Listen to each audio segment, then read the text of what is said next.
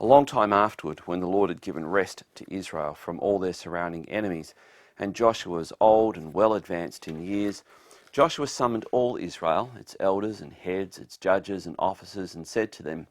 I am now old and well advanced in years, and you have seen all that the Lord your God has done to all these nations for your sake, for it is the Lord your God who has fought for you. Behold, I have allotted to you as an inheritance for your tribes those nations that remain, along with all the nations that I have already cut off from the Jordan to the great sea in the west. The Lord your God will push them back before you and drive them out of your sight, and you shall possess their land, just as the Lord your God promised you.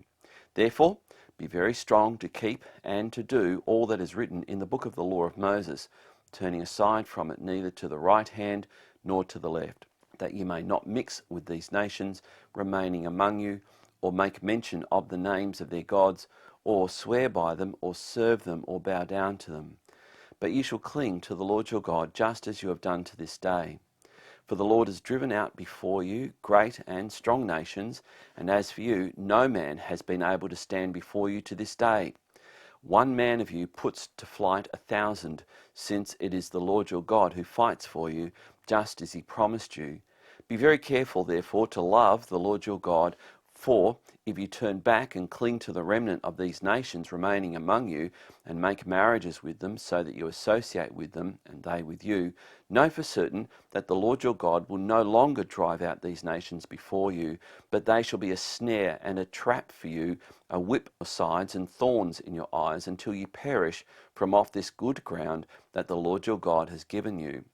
And now, I am about to go the way of all the earth, and you know in your hearts and souls, all of you,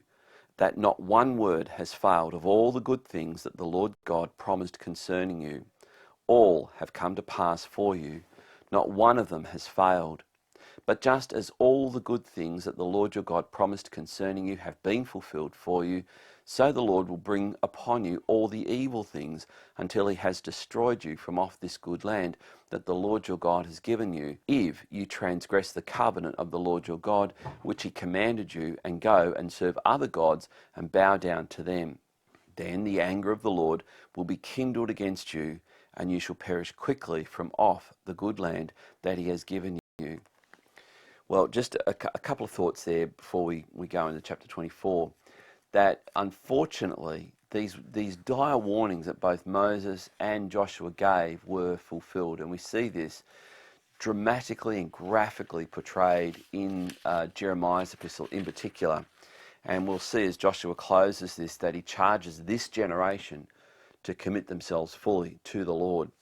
And as far as I can tell, this generation was the most obedient generation, even though they had faults and they didn't always do it right, but they were the ones that did most of the work. And it was up to the next generation to come in and finish it off. And as we'll see, they didn't.